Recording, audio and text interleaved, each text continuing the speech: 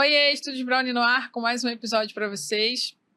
Hoje eu estou com um convidado aqui muito legal, muito especial, que é o Sérgio Zales. O Sérgio estudou fotografia na Academia Nacional de Belas Artes dos Países Baixos, atuou no fotojornalismo, começou a vida profissional como fotógrafo de revistas da Manchete, da revista Domingo, do JB, que eu sou muito fã, comprava sempre. Foi diretor de 2 revistas semanais da Editora Abril e consultor de fotografia na TV Globo por 9 anos. Ganhou o 5º prêmio Marc Ferrez pela Funarte. E em junho de 2024 também apresentou a exposição Dicotomia no Instituto Antônio Carlos Jobim, no Rio de Janeiro. A mostra também esteve em maio de 2025 na Fundação Paulo Coelho e Cristina Oiticica, em Genebra, na Suíça. E também estará na exposição, essa exposição também estará nos dias 11 a 15 de março em Tiradentes. Então, olha aí, uma super oportunidade para você dar um pulinho lá em Tiradentes para ver a exposição do Sérgio. Além disso, ele lançou um livro que ele trouxe aqui para a gente, chamado Que Bicho Você Vê. Gente, Sérgio é um cara que tem um currículo incrível. Quero agradecer, inclusive, a indicação A Ponte, que o Luiz Bucão fez aqui pra gente. Sem ele, isso não seria possível. E quero te agradecer pela presença, Sérgio. Uma honra te receber aqui. Imagina, honra minha, né? Muito legal estar aqui. Queria que você contasse primeiro aqui sobre essa exposição que vai ter lá em Tiradentes. Como é que faz para o pessoal acessar? A exposição de Tiradentes vai ser a exposição que já apresentei aqui no Rio e na Suíça, um projeto que fiz sobre natureza, que é uma coisa totalmente diferente que fiz a vida inteira. A vida inteira fotografei gente, era um retratista, depois trabalhei quase 30 anos em revistas de celebridades, e depois trabalhei na Globo também com celebridades. Então agora fiz esse projeto que durou um ano, que se chama Dicotomia, que é um projeto de fotografia de árvores. As árvores são minhas celebridades agora, e foi um projeto muito especial, muito diferente do que fiz a vida inteira. Fotografar a natureza é uma coisa muito, muito especial, principalmente quem tentou tirar a alma das pessoas. Agora eu tentei tirar a alma de mim e fotografar natureza, uma coisa bem diferente. Muito legal. Como é que você lidava com as celebridades quando você tinha que trabalhar com elas? Isso é uma dúvida que muita gente pergunta, porque não são todos os fotógrafos que têm acesso a esse mundo. Parece ser um mundo muito distante da gente, e a gente sempre fica curioso pelos bastidores. Vou te dizer, profissionalmente comecei fotografando turminha de escola, quando eu tinha 15 anos. 14, 15 anos, fotografava aquelas turminhas posadas. Fotografia escolar, né? Que tá em alta escolar, agora. Foi a primeira vez que faturei uma graninha, era em preto e branco. Depois eu revelava as fotos no meu laboratório e vendia, dava uma graninha legal. Mas você dirigir 30 alunos, 30 moleques, não era fácil. Eu acho que aprendi muito com isso. E depois, aos 18, comecei a ser estagiário na Block, que era dona da Manchete, e fui trabalhar numa revista chamada Amiga, que era uma revista de televisão, que era só de novelas. Então já comecei a ter minha primeira ligação com o mundo de celebridades quando era estagiário. Depois eu trabalhei no estúdio da Manchete, também como assistente, e tive grandes chefes lá, que eu aprendi muita coisa, aprendi a iluminar principalmente. E esse jeito que aprendi na Manchete a iluminar, o básico do básico, foi lá. Até agora eu uso o básico que eu aprendi quando eu tinha 20 anos. Então eu já fui tomando jeito de saber como lidar com a celebridade. São pessoas muito especiais, entendeu? Algumas são chatas, são muito legais. amigo de muitos. Mas você como fotógrafo, você também deve ter, você que também trabalha com eventos sociais, tem que ser muito simpático. Não é simpático, você tem que ganhar a pessoa em poucos segundos. Se você não ganha, a foto não vai ficar boa. Você pode ser o melhor fotógrafo do mundo. Se a pessoa não for com a sua cara, é muito difícil você tirar alguma coisa. Então você tem que ter, mesmo que você esteja de mau humor no dia, que você esteja acordando mal, você esteja doente, você esteja não sei o que lá, você vai ter que seduzir, no bom sentido, o personagem que você vai fotografar. Essa pessoa, principalmente se ela não te conhece, se é a primeira vez que você vai fotografar ela, você tem que seduzir a pessoa tem que confiar em você. Principalmente celebridades que lidam com a imagem e sabem posar também, muitas vezes, para eles é muito importante isso. Uhum. Diferente de empresários, por exemplo. Eu já fiz muitas capas de exame, era diferente. Nesse caso de empresários, eles tinham muito medo, eles tinham muita insegurança. Eles não são modelos profissionais, nem lidam, não sabem, então não são muito duros. Então você tem que ser simpático, mas de outro jeito. Você tem que ser até engraçado, entendeu? Para eles se soltarem. Assim, uma das coisas que eu faço muito quando fotografo alguém que não está acostumado a posar, eu dou a minha câmera para a pessoa, eu vou no lugar do fotografado, não, sei lá, se eu vou fotografar numa mesa, eu sento, dou a câmera para ele e me fotografa. Aí ele vai, fica assim, faz a foto minha. Porque geralmente são flashes, né? Então, quando você usa flashes, não luz contínua como está aqui, mas quando você usa flashes, a pessoa não tem noção como vai ficar o resultado.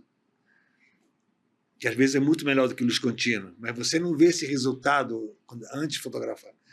Aí a pessoa fica toda assim, sem jeito, e vai lá, enfoca, faz a pose, né? Me faz a foto.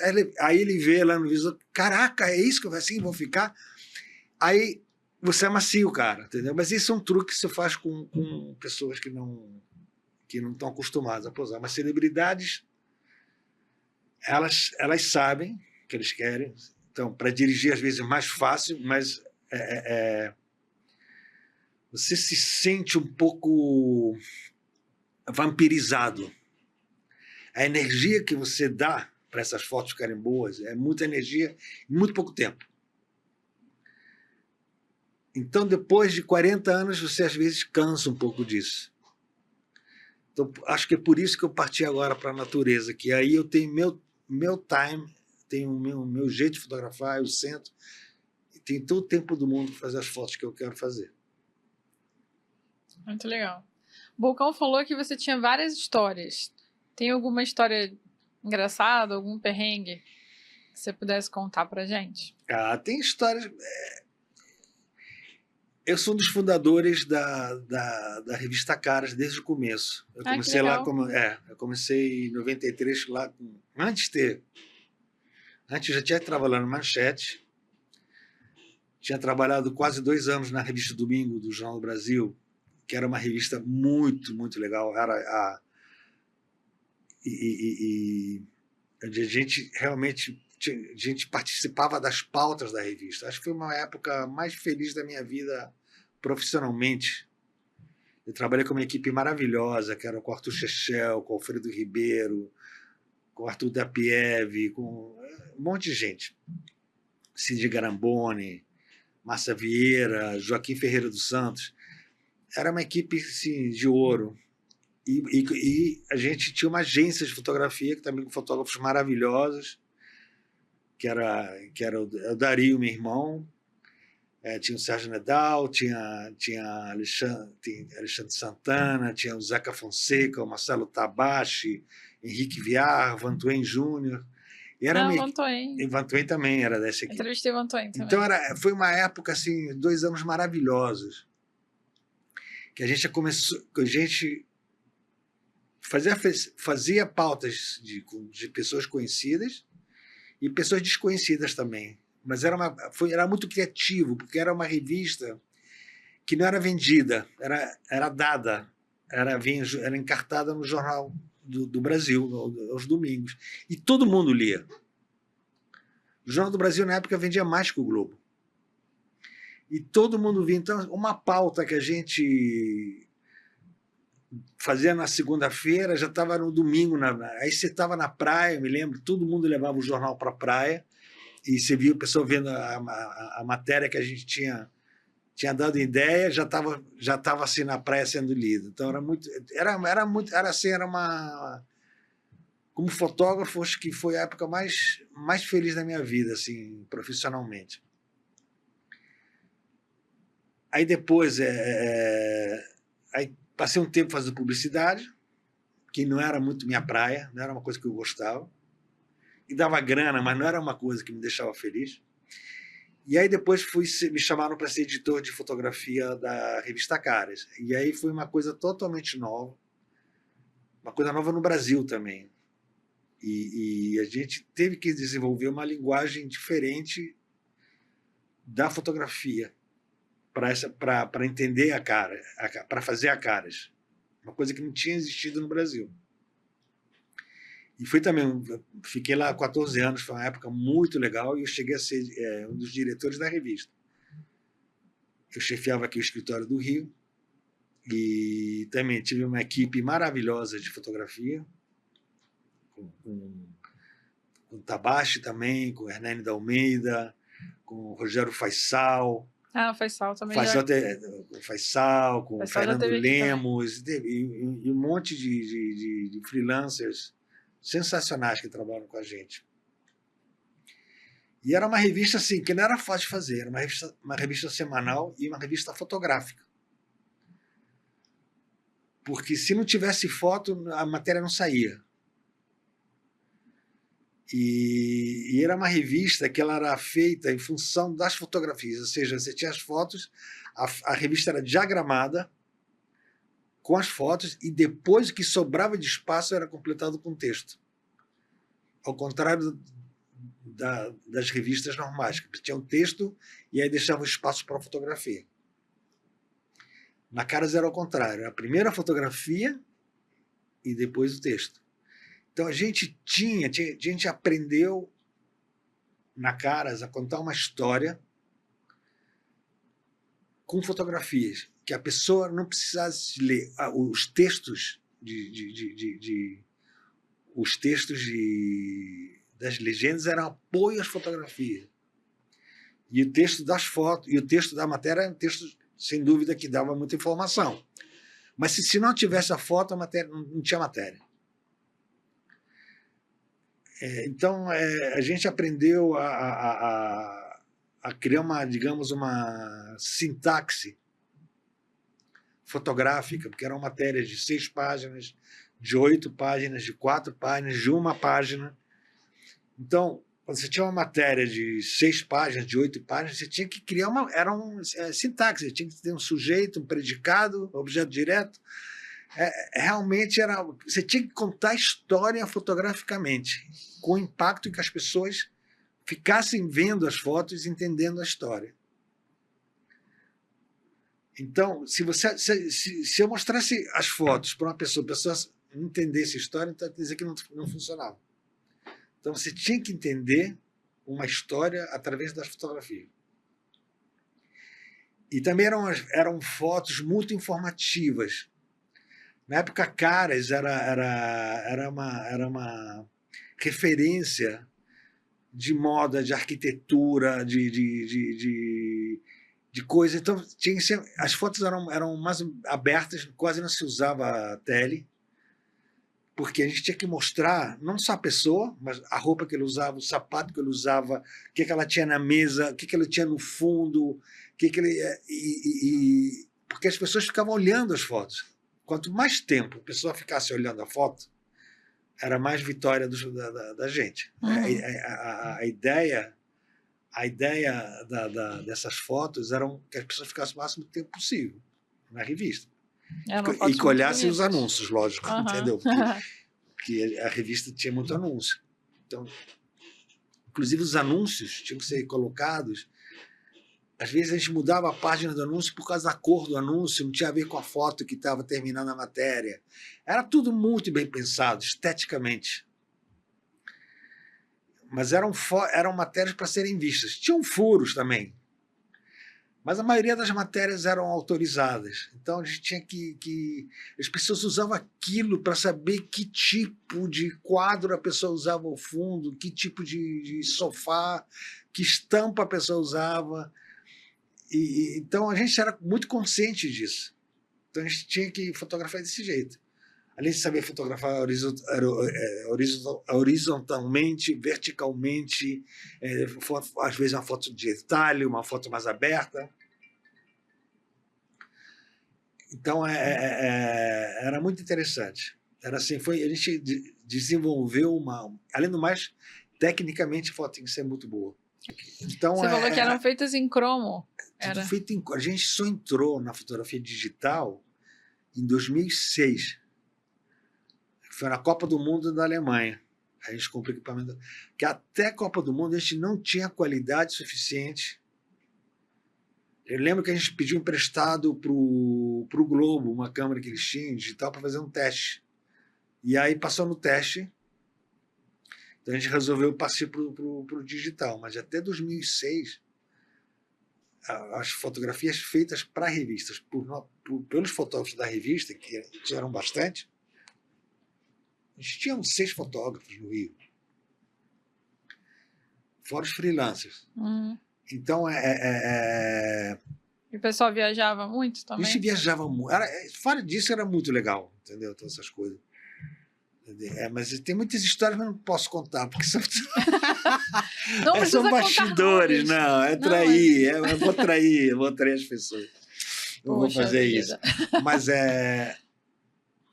tecnicamente, a gente viajava com flashes portáteis. Entendeu? A gente viajava com a mala, equipamento, sabe? Tripé, tudo. Era assim, tecnicamente as fotos eram muito boas também. Esteticamente e tecnicamente a exigência era muito alta. Eu lembro que tinha uns desculpa, e não tinha, assim, se você viajasse, você não levava assistente, nada disso. Eu ia perguntar se tinha assistente. Eu ia perguntar se tinha assistente. Não, tinha assistente quando a gente ia fazer uma matéria na casa de alguém, levava assistente, porque é muito equipamento. E o assistente ajuda muito nesse... Entendeu? Porque quando você usa, você se preocupa menos em certas coisas que o assistente te ajuda. Então, tipo, você se foca muito mais na matéria. O assistente é muito importante. Eu pensei em perguntar isso porque tinham vários ensaios que eram em resorts, pessoal na praia, às vezes um casal na praia. Se fosse aqui no Rio, São Paulo, a gente levava assistente. E produtor também. Levava roupa, levava produção, ajudava. Falava assim, Sérgio, cuidado que o pé da mulher, não sei o que lá, tá com a unha feia, sei lá, tampa, o joelho tá...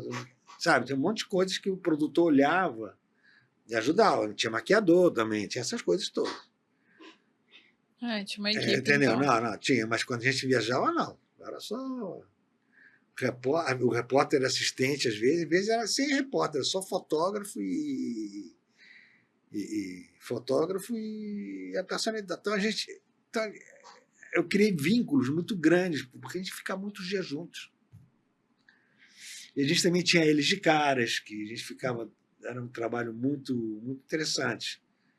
A Ilha de Caras era onde? Era em Angra. Era em Angra? Era em Angra. Então, foi um conceito muito interessante que a revista criou. A gente levava celebridades para um lugar, ficavam lá e a gente fazia matérias.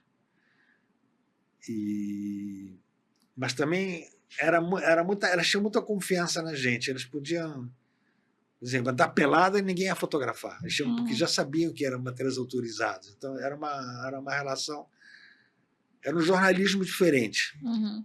Eles chamam um jornalismo cor-de-rosa, que era uma coisa que a gente tentava mostrar uma coisa meio idílica. E as celebridades também queriam ir para as ilhas, né? Para a Ilha de Caras, né? Não, nem todos, muitos, sei lá, tinha interesse porque estavam lançando alguma coisa, às vezes o próprio canal de televisão tinha interesse, porque ia divulgar o trabalho. E às vezes a pessoa própria gostava, mas no final elas já conheciam tanta gente que já gostavam de ficar com a gente. A gente jantava junto, almoçava, tomava um drink, ia para água, entendeu? Não era matéria, era já convívio. Então, Aham. então já chega, depois de uns anos já conhecia bem a gente. Legal. Depois de você dirigir as revistas, ficou mais difícil ou mais fácil editar o seu próprio trabalho autoral? Você ainda consegue fotografar sem pensar nesse layout de página?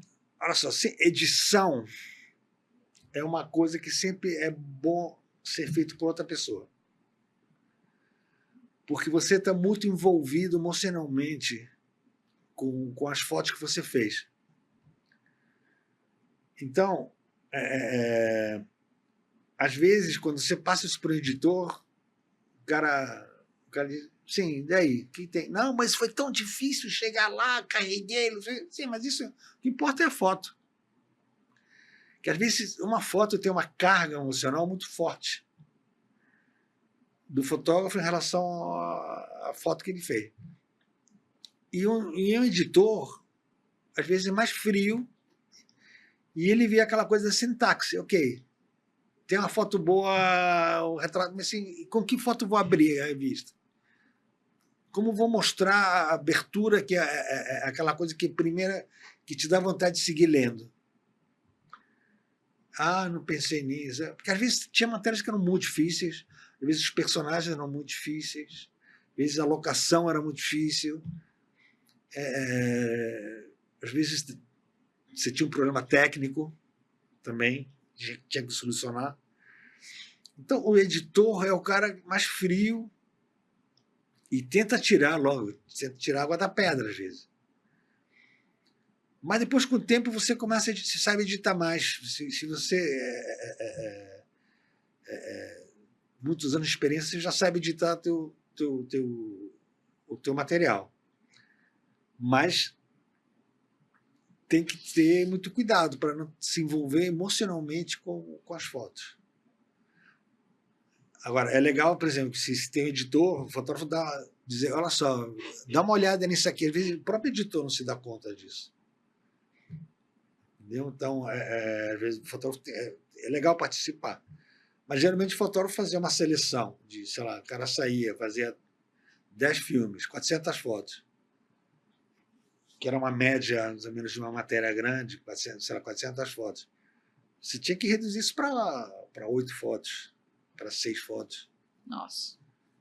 Entendeu? Então, o cara já tinha já entregava 100 para o editor. Se o cara entregasse muita foto, o editor perguntava, vem cá, você está filmando ou fotografando? Entregava sempre ele tirar 10%. Não, aí depois, não, e as pessoas às vezes. Já trabalhei com garotada que nunca trabalhou com analógico, não sabe, que trabalha só no digital. Parecia que era filme, né? Vinha com 1000 fotos, um negócio que podia ter sido feito com, entendeu? Com 100. O pessoal custa, né? Então, só que dá muito trabalho. Isso atrasa toda a produção, né? Para um evento. Então, eu sempre tentei ensinar as fotógrafos a serem mais não gastar, concentrarem no que eles querem, pensar muito quando faz as fotos. Para ser mais assertivo, né? Ser mais assertivo. O que você aprendeu sobre narrativa visual trabalhando em revistas como a Manchete e a Caras e o JB? Narrativa, exatamente o que eu falei, é a sintaxe. Você tem que saber contar uma história. Entendeu? Na Manchete também era muito isso. Só que lá o fotógrafo na Manchete ele não tinha muita ingerência Tinha uns que tinham, entendeu? Mas a maioria não tinha gerência. Subia lá, tchau. O cara não fazia mais nada. O filme chegava, talvez o cara visse embaixo no laboratório e conseguisse ver as fotos, mas às vezes o cara nem conseguia ver as fotos. Subia direto pro editor. Aí o editor que cuidava de tudo, então. Por exemplo, Manchete não tinha editor de fotografia. Não? Não. Não Aí tinha é editor pra de quê? fotografia, não. Não tinha. Tinha um chefe de fotografia que ele mandava o cara, ó, tem essa matéria aqui para fazer. Aí o fotógrafo ia lá com o repórter, conversava para ver o que era, conversava com o editor. Mas não era, não tinha assim um editor de fotografia na principal revista de notícias, né, que tinha. Então é uma pena isso. Agora, na Cara já tinha, depois na Contigo, quando depois da Cara eu fui ser diretor de redação na Contigo. E também eles aprenderam. A Contigo já era uma a Contigo, assim, depois que ela foi reformulada, era uma revista mais jornalística do que a Caras. Também de celebridades, mas era. Mais teen, né? Mais público Não, jovem. não era teen, era uma revista para pessoas, era uma revista cara, não era uma revista popular. Ela competia com a Caras. Só que Tô a linguagem confundindo. da Contigo era mais moderna, menos engessada. A Caras tinha uma fórmula muito clara, a Contigo era muito mais livre. E, jornalisticamente era muito, muito mais forte. E além do mais, eu ensinei aos redatores, aos editores, a trabalharem. Também, a Contigo também era uma revista que tinha que ter fotografia para contar a história. Era a mesma coisa que a Cara. Só que eu tive que ensinar na Contigo como eu era o diretor de redação e era fotógrafo, eu não sou um cara de escrever, não escrevo. Então, era o diretor, era uma pessoa totalmente visual. Lógico que eu tenho experiência de jornalista. Então, eles tiveram que aprender a trabalhar com olhar de fotógrafo. Muito interessante. Para editar, eles editavam fotos pelo Windows. Abriam a pastinha, anotavam o número da foto e aí depois eles davam pro cara da arte paginar. Aí eu ensinei eles trabalhando com bridge para dar estrelinha. Falei assim, não, primeiro bota estrelinha, uma estrelinha nas fotos que você gosta mais. E aí vai filtrar até ficarem as 8 fotos. Eles aprenderam isso no bridge. Não era um fotógrafo. Então foi bem interessante essa experiência lá Contigo. Foi muito legal. Também fui muito feliz lá também. O projeto Alguns Cariocas é um documento histórico. Quando você caminha pelo Rio hoje, você ainda enxerga aqueles personagens? Ou a cidade perdeu aquela textura que você capturou nos anos 90? Não, acho que continua. Eu fiz os personagens. Foi uma matéria, um spin-off do trabalho que a gente fazia na revista Domingo, com pessoas desconhecidas, mas sendo personagens. E eram fotos que eram feitas, eram muito posadas, com pessoas desconhecidas, típicas, carioca, eram tribos, né? Uhum. Tribos de pessoas. E eram feitas com luz de estúdio portátil. Então, quando a pessoa posa, e eram com formato grande, era um formato 6x6, quando a pessoa posa com uma câmera grande, com luz, ela posa diferente, ela posa assim, porque não é uma foto roubada, é uma foto posada com desconhecido. Então, ela se sente toda a parafernália fotográfica faz a pessoa se sentir muito mais homenageada, acho. Dá um peso. Dá um peso. Então era muito legal. Eram fotos muito pousadas de personagens cariocas não conhecidos. E era com textos do Arthur da Pieve. Foi muito legal aquele projeto. Você sente quando você está fotografando com um flash que as pessoas acham que você tem mais autoridade do que teria sem o uso Quando dessa... se fala flash studio, É, com flashinho, flash de estúdio. flash studio, as pessoas pensam diferente, se sentem diferente, totalmente diferente. Mas isso reflete também, além dela se sentir diferente, também reflete no que ela percebe do fotógrafo? Você acha que as pessoas Ela dão mais não, valor? por isso que eu faço aquela experiência de trocar de câmera, porque as pessoas não têm noção como que o flash funciona realmente, entendeu? O efeito do flash na foto é diferente. As pessoas não entendem. Quem não tem experiência com isso, então por isso que eu, às vezes, dou a câmera para a pessoa me fotografar. Porque aí a pessoa entende melhor a dramaticidade do flash, que realmente faz uma luz muito mais, pode ser uma luz muito mais legal. Uhum. Entendeu? Então, mas a parafernalha, tripé, câmera, tudo isso, a pessoa fica mais homenageada. Que legal. Sobre o prêmio Marco Ferrez, ele marcou a sua carreira.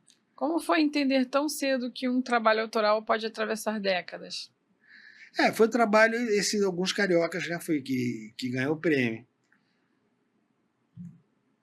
Tem fotos que podem atravessar, sabe? Tem fotos que podem atravessar décadas e fotos que ficam muito datadas. Isso é uma reação química, é uma reação que você vê lá na hora, reação química no teu cérebro, na tua história.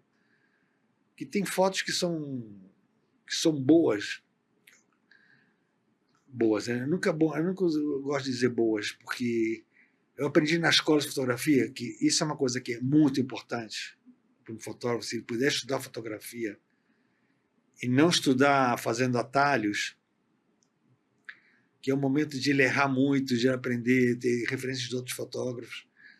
Eu me lembro que na minha escola era proibido adjetivar fotos, por isso quando eu falo boas, já liga em mim um alarme, entendeu? A gente tinha que fazer exercícios de fotografia e tinha um exercício, uma tarefa semanal. Então, na hora da gente mostrar o trabalho, geralmente era às sextas-feiras, a gente pendurava os trabalhos e cada um tinha que falar não do seu trabalho, mas do trabalho dos outros. Fazer uma análise do trabalho dos outros, que era um tema. Então, era um modo de você desenvolver a crítica de uma foto, sem falar se a foto é ruim ou é boa.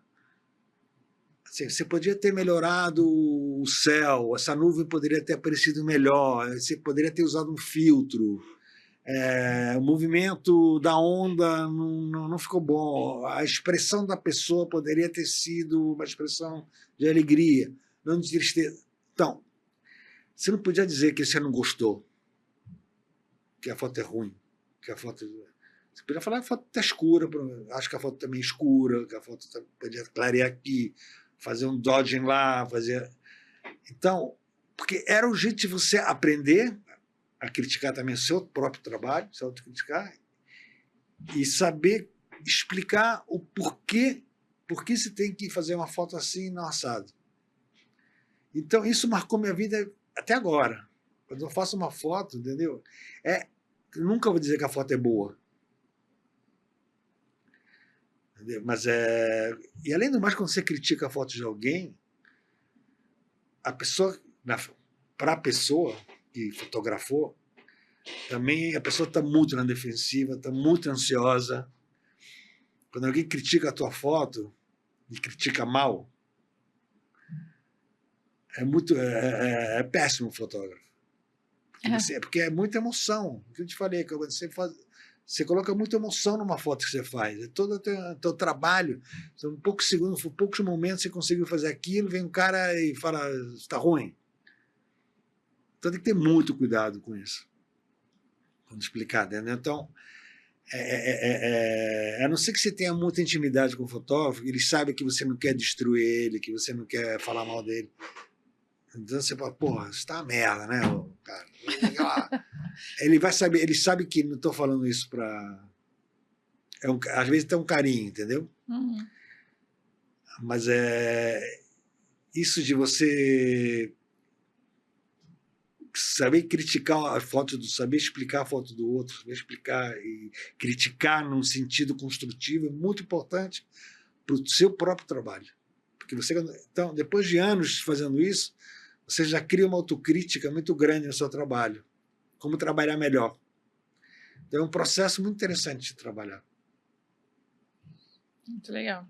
Nessas aulas, eles deixavam a pessoa responder? Lógico. Você pode dizer, não, eu usei essa nuvem assim, eu não usei o filtro amarelo para escurecer o céu, porque eu queria manter os cinzas mais leves, entendeu? Era uma coisa, são coisas que profissionalmente não existem. Profissionalmente isso não existe, mas isso te cria uma autocrítica que você vai usar mais tarde, disso de outro jeito. Uhum. E eu usei isso a vida inteira com as pessoas que eu chefiei. Eles aprenderam muito comigo isso. Esse tipo de jeito de trabalhar. Até me sacaneiam até agora com isso. Entendeu? Eu criei muito, várias gerações de fotógrafos que eu criei que eu fui muito exigente, mas de um jeito diferente. Entendeu? Sabia, explicando por quê. Entendeu? Isso é importante. Se não tiver um porquê, não. É difícil achar uma pessoa que saiba fazer, dar esse tipo de feedback de maneira construtiva. Construtivo, não, mas assim, acho que eu fui chefe também por causa disso. Entendeu? Quer dizer, entendeu? Fiquei na Globo 9 anos cuidando, assim, tentando criar uma linguagem para os fotógrafos, mudar o modo de trabalhar, fazer a coisa mais profissional. Ou seja, todo esse conhecimento que eu trouxe das revistas, eu tentei trazer para a Globo, para a parte de divulgação da imprensa. Porque o que a Globo faz até agora, eles dão esse material para a imprensa, material de novela, material de programas, retratos, entrevistas. E hoje em dia, com a crise que está havendo no mercado fotográfico, nos jornais, que cada vez menos fotógrafos, eles têm menos dinheiro, menos. Então, o trabalho aumentou para a Globo, porque eles estão pedindo, os meios pedem ajuda à Globo. Pô, pode mandar um material, umas fotos legais, sei lá, de um ator X. Lógico, né? A Globo interessa isso. Uhum. Então a gente tenta fazer de um jeito também que case com a linguagem do meio. Quando você faz uma foto para o Globo, é de um jeito. Faz para o Jornal Dia, era de outro jeito. Você faz para o Extra, era de outro jeito. São todos meios muito importantes, mas cada meio tem sua linguagem. Para o Estadão é outra linguagem, para a Veja é outra. A gente fazia capas para a Veja, fazia matérias, eles pediam para a gente. Porque o resultado do trabalho dos meninos já tinha um nível de poder sair na revista deles, entendeu? Uhum. Então esse foi o meu trabalho. Você ficou 9 anos lá, né? Hã? Você ficou 9 anos lá, 9 né? anos, Você trabalhou com o Renato Neto? Que era Ele fazia... Não, com o Renato Rocha Miranda trabalhei. Não, o Rocha Miranda também, mas tinha o Renato Neto que fazia... Não. Ele era da parte de estilo, das novelas. Não, mas não é esse trabalho. O trabalho nosso Era mais jornalístico. mais jornalístico. O dele era mais estilo de novela, né? Eu brincava, falava que ele era o Jorge Tadeu. Porque na época do personagem do Jorge Tadeu, ele que fazia as fotos do personagem, né, para aparecer na novela. Além do Renato, quem trabalhava com você lá nessa parte... o João Cota. Na fotografia? João Cota, o Estevão Avelar trabalhou. Tem vários fotógrafos. E era sempre para fazer esse tipo de material para externo, né? Para Não, divulgação. era material também, às vezes para arquivos da novela. Algumas coisas a gente fazia, assim, para Globo mesmo. Mas tinha que fazer, principalmente, fazer publicidade da Globo, de programas. O A gente tinha um Renato. estúdio, tinha flash, tem estúdio, tem flash, tem equipamento muito bom lá. Aham. O Renato comentou quando ele veio aqui que uma das coisas que ele fez foi a cobertura do primeiro No Limite. E aí foi a primeira vez que ele foi fotografar com câmera digital e era muito ruim. Não, entrei um pouco depois disso. E ele falava que o resultado era muito ruim, que ele estava acostumado com analógico e ele falou que não tinha Eles resolução mudaram. nenhuma. A gente costuma dizer que a fotografia adulta, entre aspas, é sobre conceito. Mas fotografar para crianças, no seu livro Que Bicho Você Vê, parece ser sobre o puro exercício de imaginar. Foi um processo para você de deseducar o olhar para voltar a ser simples? Vou te dizer, vou começar pelo meu projeto Dicotomia, que é um projeto que trabalhei 1 ano no Rio, e também, depois que saí da Globo, eu resolvi morar na Holanda, que eu tenho relação, a minha esposa é holandesa, e eu resolvi ir morar lá um tempo, passar um tempo lá. Eu tô numa fase holandesa agora, hein? Você? Você é o terceiro convidado que fala da Holanda para mim esse ano. Não, a Holanda é um país muito interessante. Tô achando que é um sinal para eu visitar. Eu virei holandês também. Eu tirei passaporte holandês, tudo. Legal. Aí por isso você mora... Eu moro em Haia e no Rio. Tem uma casinha lá. Então comecei a fazer um projeto, era no Rio e em Haia, florestas urbanas. Uma no Rio, então por isso chama de dicotomia. É como você conviver com duas coisas diferentes ao mesmo tempo. Então foi um projeto muito lento, as fotos eram lentas, porque na verdade as fotos são fotos que usei uma técnica chamada focus stacking. Sabe o que é focus stacking? Não. Focus stacking é quando se usa muito em publicidade para fotografar uma joia, um relógio, por exemplo. Você faz várias fotos com focos diferentes e depois no software, no Photoshop, você junta, fica tudo em foco, como se fosse um 4x5 com báscula. Interessante. Então fica tudo em foco. Porque o Photoshop sabe que foto está em foco. Então você junta tudo. Você não pode mexer na foto, não pode sair do prumo. Tem que ser com tripé, senão sai do prumo, né? Não é inteligência artificial. É um software que junta as fotos. Como se fosse, fazendo uma analogia aqui, como se fosse o bracketing da câmera para quem faz fotografia de ambiente, que pega só as áreas claras, né? De luz, você tá falando? De luz. É um bracketing, só que é um bracketing de foco. Muito legal. É um bracketing de foco. Então, às vezes eu queria fazer... Então, eu fotografei a natureza, todas as árvores e as folhas e tudo, de distância de 10 centímetros, de foco até infinito. São mais ou menos 10 fotos, 15 fotos por foto. Sendo que as fotos eram verticais. Aí depois eu juntava numa horizontal. Então eram fotos que tinham 50 fotos. Uma foto final são umas 50 fotos ao mesmo tempo. Eram fotos demoradas. E eu tinha que observar tudo, mas na verdade a foto só podia saber se a foto estava boa ou não quando ela estava pronta. Que na hora, não era a foto que você vê no frame e você sabe, a foto é essa. A foto talvez seja isso. Eu não sei como vai ficar. Na verdade, como eu trabalhava, eu via coisas que eu achava que ficariam legais e fotografava a foto com iPhone. E eu marcava no mapinha para voltar. Aí depois eu vinha com minha tralha, vinha com a bicicleta, com o carrinho, aí montava tudo, porque tem que ser tudo com tripé forte, a câmera não podia sair do eixo, tinha que ser... É uma coisa muito técnica também.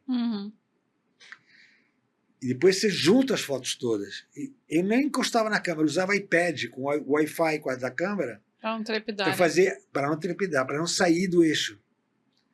Então, eu fazia o foco no iPad, depois ia subindo, ia mudando o foco no iPad e disparando do iPad. Aí depois eu mudava o eixo da câmera, aí de novo tudo. Aí dá o resultado da... Então dá umas fotos muito diferentes, que o olho não está acostumado a ver. Às vezes o olho falha, mas a lente insiste. Tá lá. Então eu fiz essa exposição. E aí comecei a ver, estava tão louco que eu comecei a ver animais nas árvores, com os ramos, com as folhas. Aí comecei a fotografar, mas eram fotos únicas, né? Aí daí eu guardei. E aí deu a ideia de fazer um livro. Depois que agora estou com 2 netinhos, então eu falei, vou fazer um livrinho para eles. Aí eu fiz esse livro aqui. Que bicho você vê? Que é lindo. Que você vê aqui, por exemplo. É um livro que não tem resposta. Para mim, os bichos que eu vi, mas eu não falo o que eu vejo. Uhum. A criança tem que descobrir. Então você vê por aqui, aqui eu vejo um ganso, mas tem crianças que não veem isso. Eu já vi um dinossauro. Então, um dinossauro. Né? E a história do avô que sai com o neto para fotografar. Ai, que legal. Entendeu? Então tá aqui o avô e aqui o neto com uma câmera. Não é iPhone, não, né? Podia ser você com o seu neto. Não. Mas a história é essa, não. Eu que fiz as fotos, né? Aí você vê, por exemplo, aqui. O que você vê aqui? Um cachorro? Não sei. Bom, você vê um cachorro. Cachorro. Eu vejo aqui um hipopótamo, por exemplo. Caraca. Então. O que você vê aqui? Deixa eu ver. Não sei, tô dando reflexo. Aqui eu vejo jacaré. Jacaré. Eu vejo, entendeu? Então, assim vai. E esse livro também. Aqui vejo um porquinho. E você fez alguma interação com as crianças com o livro? Já fiz livraria, já me chamaram. É muito legal, que elas começam a ver coisas que nunca tinha pensado. Aí eu vou lançar o livro lá no Festival de Tiradentes. Também. Lá muito também legal. tem a feira de fotolivros. E estou levando ele com fotolivro de crianças, para crianças, que é raro, hein? É raro, eu nunca tinha visto um de fotografia. Fotografia para criança. E é muito legal, porque elas estão acostumadas com desenho, coisas que é vida real. Muito legal. Aonde a gente compra esse livro, Sérgio? Na Amazon. Tá. Que bicho você vê? Pode comprar. Eu já vou botar o link aqui, galera, para vocês comprarem. Na Amazon tem.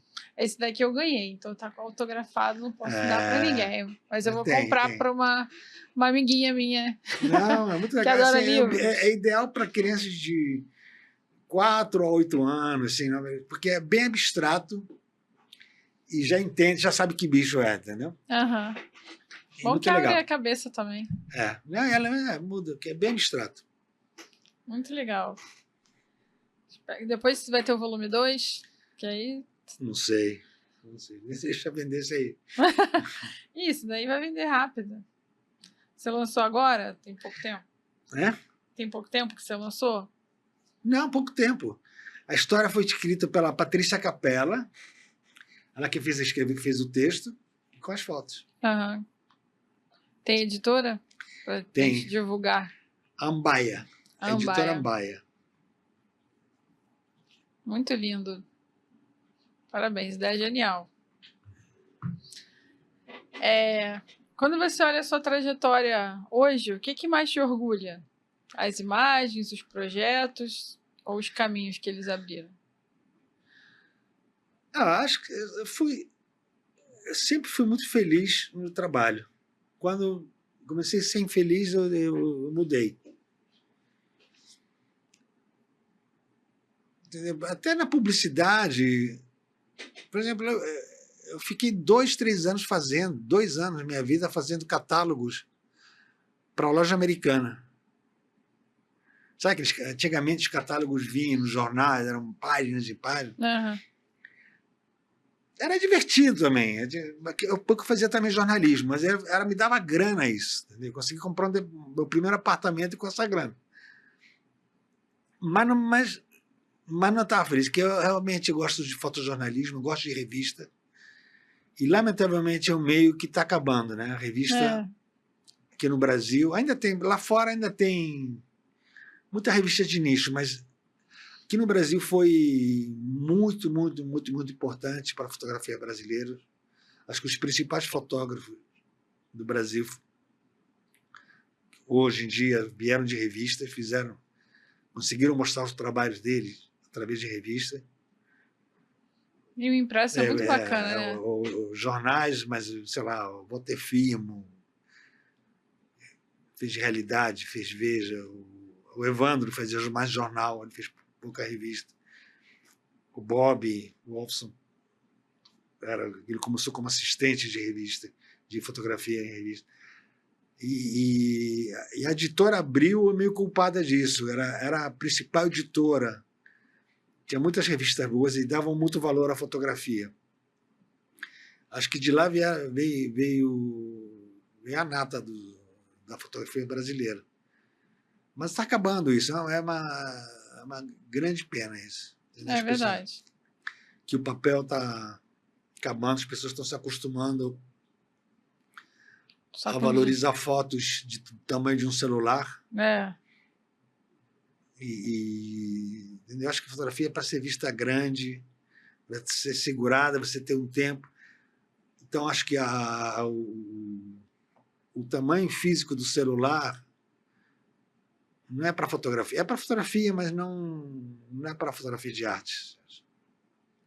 Talvez para divulgar, mas a revista ainda, eu acho que é o melhor meio para você ver fotografia, o livro.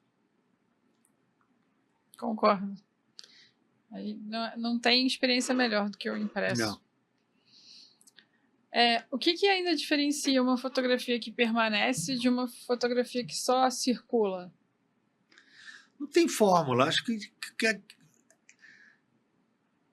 uma foto, às vezes, de um álbum de família, pode não dizer nada para você, mas me diz muito. Ela vai permanecer a vida inteira. A foto do teu pai, da minha avó. E, às vezes, uma foto da minha avó pode ser legal para todo mundo, para você, para ele, para todo mundo. Então, não existe uma fórmula.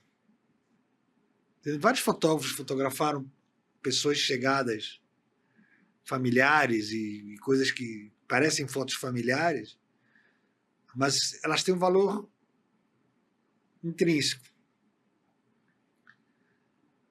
Mas tem certas fotos que têm um valor para mim e não tem para você. Então, não existe uma fórmula certa, entendeu? Então, tem uma foto que é datada, com uma foto que não é. Tem fotos. Sei lá, estava vendo outro dia um filme sobre a Frida Kahlo, a pintora mexicana. Tem umas fotos que foram feitas nos anos 30 dela, são lindas até agora. Retratos delas simples, ângulos. E são retratos simples, de uma artista plástica. E às vezes tem fotos que foram feitas há 30 anos que não tem nenhum valor. Não me dizem nada, tem valor. Tá Acho que não existe uma fórmula. A mesma coisa na música. Tem músicas que são para sempre. Sei lá, os Beatles. Você toca uma música dos Beatles para uma pessoa que são músicas que mexem na alma das pessoas. A mesma coisa a fotografia. Muito legal. O que te inspira hoje para fotografar? Para sair para fotografar a floresta? Hoje em dia? Hoje em dia. Natureza. Natureza. Já natureza. Como falei antes, as árvores são minhas celebridades. Acho que é uma coisa que hoje em dia, na minha etapa da vida, são as que me dizem mais. Hoje em dia. Muito legal. Lá na Holanda, tem algum circuito fotográfico que você acompanha? Tem. Acabaram de inaugurar Essa semana agora, semana passada, em Roterdão, o Museu Nacional da Fotografia. Que é muito legal esse museu. Estou louco para ver. Também em Haia, na minha cidade, tem um museu muito bom de fotografia. E vários museus normais de arte tem sempre exposições de fotografia. Uhum. Mas sim, tem museus exclusivos para fotografia. Legal. Tem um conhecido que eu entrevistei agora, a gente trabalhou junto, ele é fotógrafo, mas ele trabalha muito com metaverso, inteligência artificial, faz projetos para Claro, de imersão fotográfica e vídeo. E ele casou com uma holandesa também. Ah, é? Então ele tá indo para lá.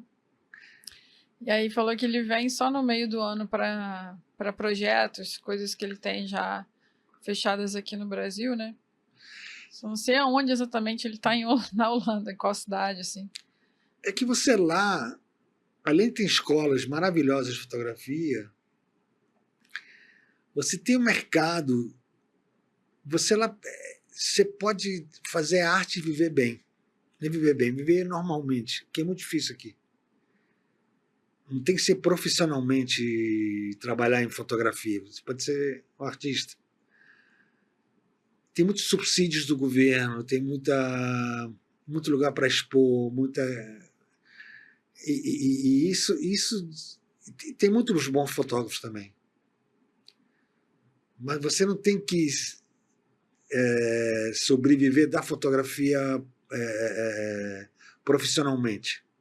Eu digo, trabalhar em jornal, trabalhar em fotógrafo de eventos sociais, ou entendeu? Você pode viver como fotógrafo fazendo arte.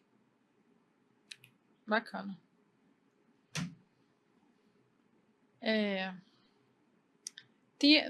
Da história do perrengue eu já perguntei, né? Que você não pode contar, infelizmente. Nenhuma. Não vou insistir, não. Pra não ser chata. Que conselho que você daria para um fotógrafo que quer construir uma carreira bacana? Você acha que ainda tem futuro na fotografia? Acho que essa é a pergunta. A fotografia segue sendo muito importante. Nunca se fotografou tanto também. Mesmo com a IA, com essas coisas que estão surgindo aí. Mas aí, fotografia e IA, para mim, não é fotografia. A gente considera fotografia? Não considero, mas você tem que estudar. Acho que é muito importante estudar. Estudar arte, mas tem que estudar. Você tem que ter uma época na sua vida para desenvolver teus pensamentos, botar em ordem, saber o que você quer exatamente, como trabalhar processos, e tem que errar muito. E tem que ter mentores. Porque se o mentor é o teu chefe no trabalho, ele não vai querer que você desenvolva, ele vai querer resultados. Então, às vezes, para você ter resultados, você tem que fazer atalhos. Então, eu tinha um professor que falava, prefiro que você seja um lixeiro, ou trabalhe numa loja, ou trabalhe numa fábrica, mas não quero que você trabalhe em fotografia, que você vai desaprender. Quando você acabar a escola, aí tudo bem, aí vai trabalhar. Mas essa época de errar em fotografia é muito importante. Porque no trabalho você não pode errar muito, você vai ser demitido. Ou não vão mais te chamar para trabalhar, para fazer trabalho.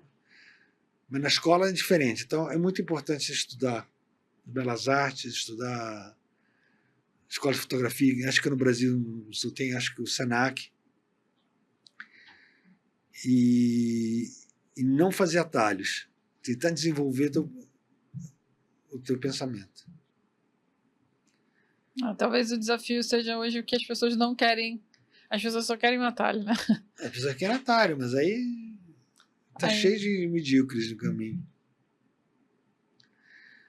Entendeu? Então é muito importante saber pensar. Verdade. Lá no Tiradentes, além da exposição, ou seja, vai estar super ativo, cheio de agenda lá, né? Vai ter cheio de exposições lá. Você vai ter a sua exposição, tem a minha. Tem outras exposições, tem o lançamento do seu fotolivro. Vai ter vários livros sendo lançados lá. Acho legal vocês entrarem no no Insta deles, chama Foto em Pauta. Eu já fui, é muito legal. Então, Foto em Pauta, eles têm lá toda a programação. É bem interessante. Tem muita gente do Brasil inteiro. Várias exposições. Você acha que esses eventos são legais para a gente fazer networking? Lógico, principalmente para ver outros trabalhos de outras pessoas. Para inspirar, né? Para inspirar, se envolver, sabe? É isso, entendeu? Imitar os outros para se desenvolver a tua linguagem, não tem problema nenhum. Acho que não tem problema nenhum. Você pode fazer uma coisa muito melhor depois. Mas coisas. Estava vendo, tem um monte de fotolivros legais, interessantes, pessoas que.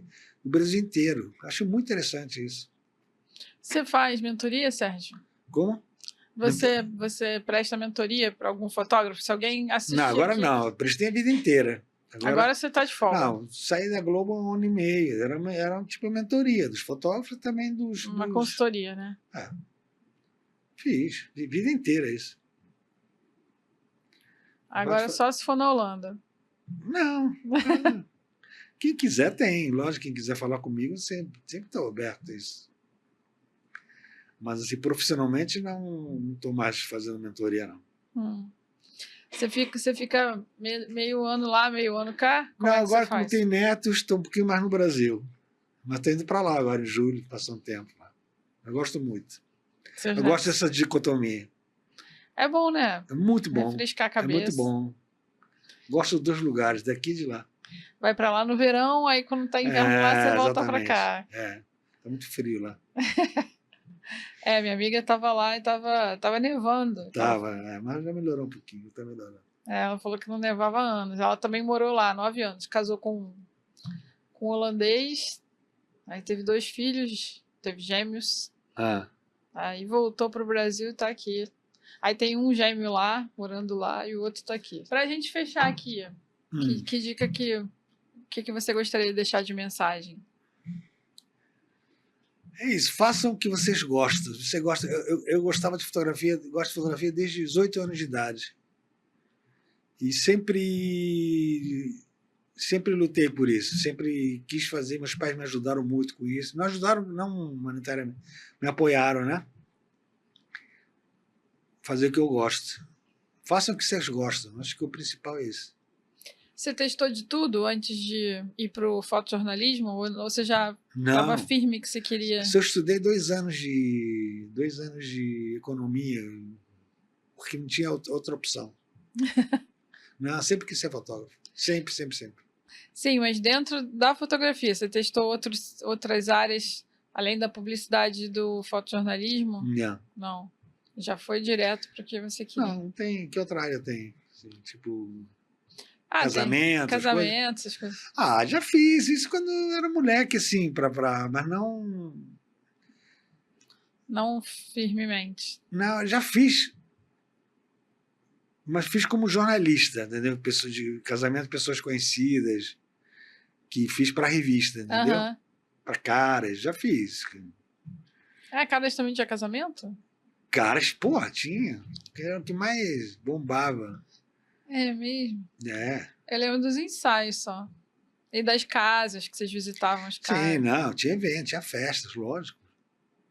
Mostrar festas por dentro, a gente era convidado para as festas. Mas hoje em dia o casamento é uma boa reportagem. Exatamente. É uma reportagem. Lógico que tem jeito de fotografar, mas fazer um bom casamento é uma reportagem. Verdade. Tá contando uma história ali, né? Contar uma história, a mesma coisa de revista. A vovó emocionada, as mães chorando. Tem uma reportagem. O aniversário também é uma reportagem. Maravilhoso. Vou começar a chamar assim, de reportagem. Dá um peso mais bonito. Lógico.